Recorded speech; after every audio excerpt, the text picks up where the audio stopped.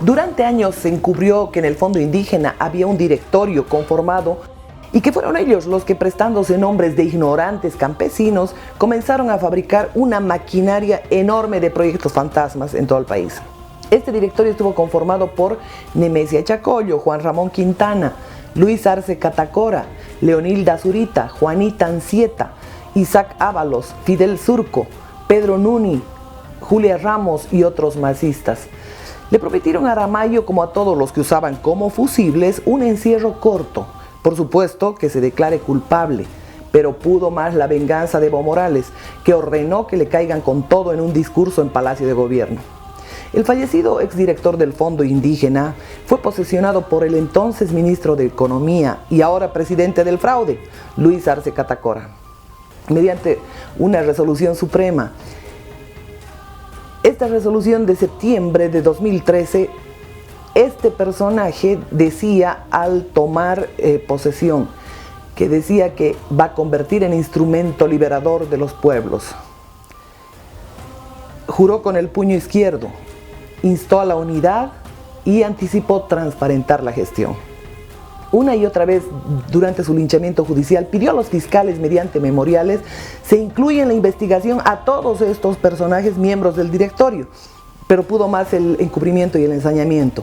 Este encubrimiento y ensañamiento vino de parte de la propia Yanine Áñez, Yerko Núñez, Arturo Murillo, que pudieron y debieron exigir que se haga justicia.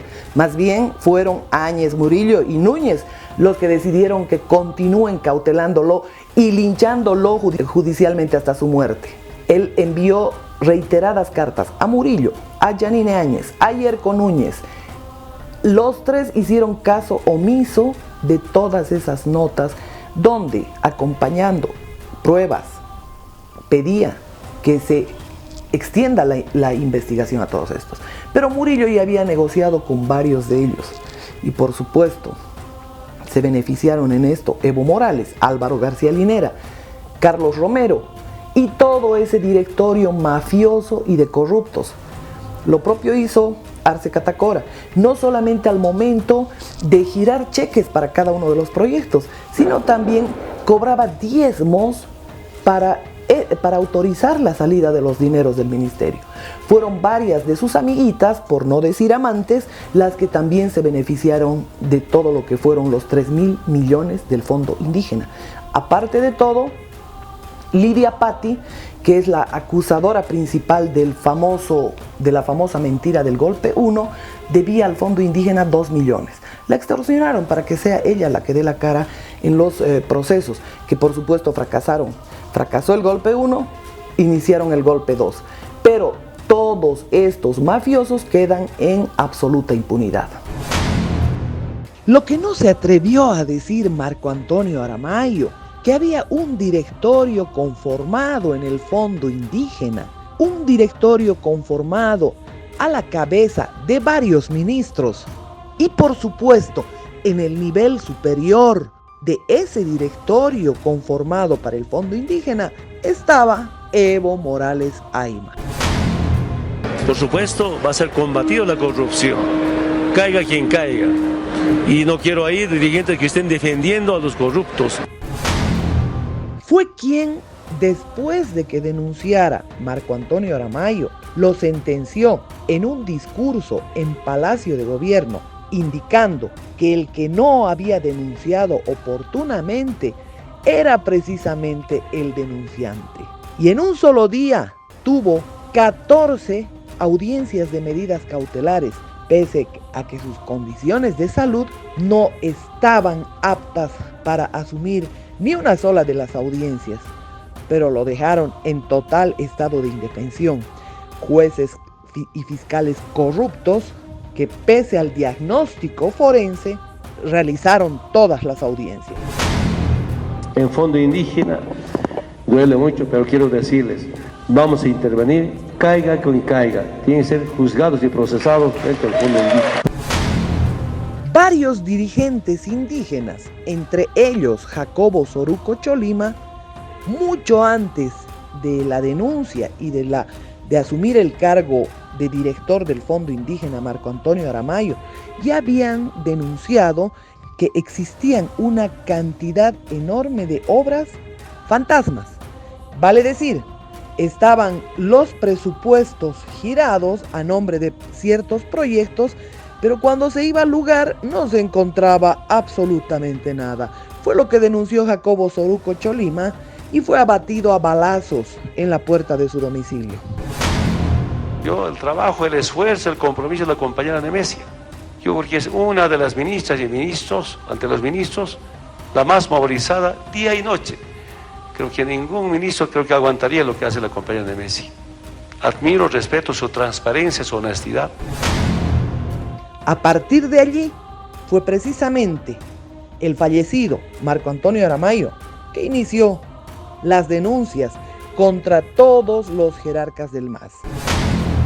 No se movía ni un pelo en el fondo indígena sin autorización de doña Nemesia Chacollo. Ella está libre, vive impune en este país,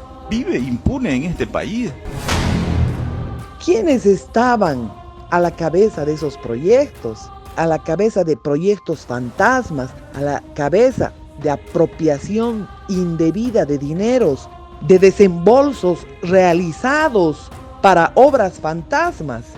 El primero, el ministro de Economía, exministro de Economía, ahora presidente del Estado Plurinacional, Luis Arce Catacora.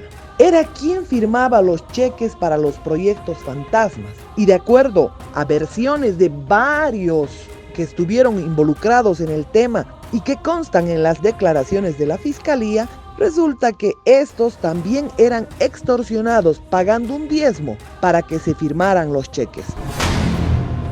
Son más de 200 millones de dólares que están en estas cuentas y que podrían ya en este momento haber servido para resolver la vida de varios compañeros indígenas que lamentablemente hasta ahora han habido muchos problemas en el fondo indígena. Jueces y fiscales no hicieron caso a las denuncias y a la solicitud reiterada de apertura de proceso a estos mafiosos que fueron los que robaron el dinero del fondo indígena a nombre de campesinos y de indígenas. Fueron 256 procesos que aún en el cambio de gobierno, cuando Aramayo le envió una carta a Yanine Áñez, lo que pidieron fue tanto Núñez como Áñez que lo cautelen, que lo sigan torturando y linchando judicialmente. Como consecuencia de mis denuncias, vino la intervención del fondo indígena. El que cayó preso fue el que denunció y desde ese año estoy preso, recorriendo todas las cárceles, sufriendo todas las injusticias, todas las humillaciones, solo por el hecho de denunciar el fraude que ocurrió 4 años antes de que yo sea director.